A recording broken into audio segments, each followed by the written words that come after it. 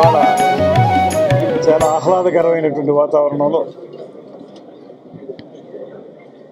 Tourism development corporation వారు అభివృద్ధి చేసినటువంటి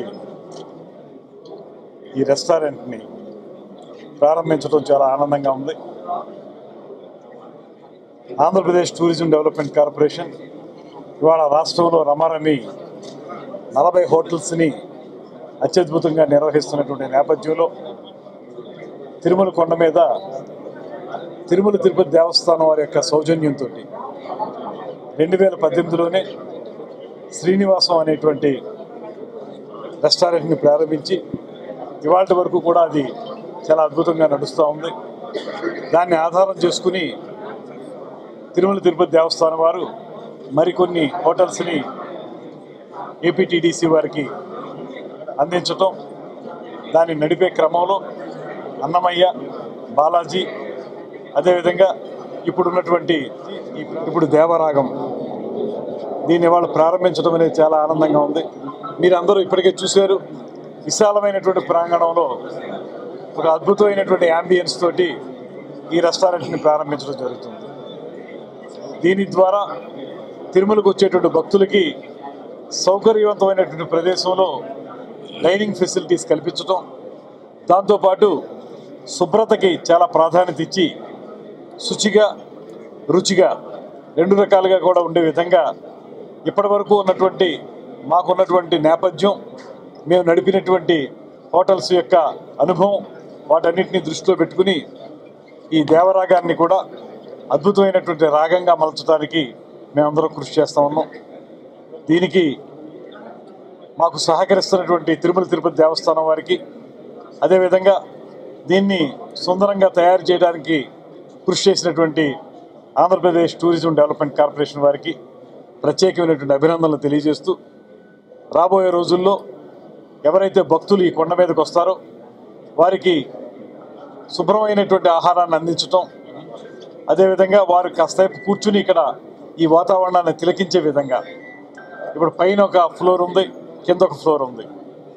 ఈ 2 ఫ్లోర్లలోనూ కూడా బయటికి చూడడానికి ఆహ్లాదకరంగా ఉండే విధంగా సాయంత్రం పూట లైట్లు వెలుగుల్లో ఇంకా అందంగా ఉండేలాగా ఈ రెస్టారెంట్ని తయారు చేయడం జరిగింది. మీరు లోపల చూస్తే అన్నీ కూడా మనకి సాంప్రదాయబద్ధంగా ఉండేటువంటి చిత్రపటాలు కానీ, సాంప్రదాయబద్ధంగా ఉండేటువంటి ఆ డోర్లు అవి కానీ, అదేవిధంగా లోపల ఏర్పాటు చేసినటువంటి పిక్చర్స్ అన్నీ కూడా మనకి పూర్వం నుంచి మనం ఏవైతే సాంప్రదాయాలని ఆచరిస్తున్నామో వాటిని డిపిక్ట్ చేసే విధంగా అవన్నీ ఏర్పాటు చేయడం జరిగింది. అదేవిధంగా ఇక్కడ కొన్ని యాంటిక్స్ని కూడా పాంచజన్యం పేరుతోటి ఇక్కడ ఏర్పాటు చేయడం జరిగింది. దాన్ని కూడా బయట వారు వచ్చి వాటిని ఆస్వాదించేదానికి అవకాశం ఉంది. ఈ రకంగా చూసుకున్నట్లయితే ఈ టూరిజం డెవలప్మెంట్ కార్పొరేషన్ ద్వారా రాష్ట్రంలో అన్ని ప్రాంతాల్లో కూడా ఈ రకమైనటువంటి వాతావరణాన్ని నెలకొల్పడానికి మేము కృషి చేస్తూ ఉన్నాం.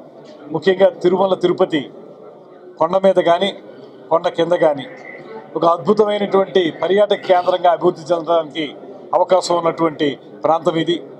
కింద కూడా రమారమి 30 ఎకరాల ల్యాండ్ ఏపీ టూరిజం డెవలప్మెంట్ కార్పొరేషన్కి ఉంది.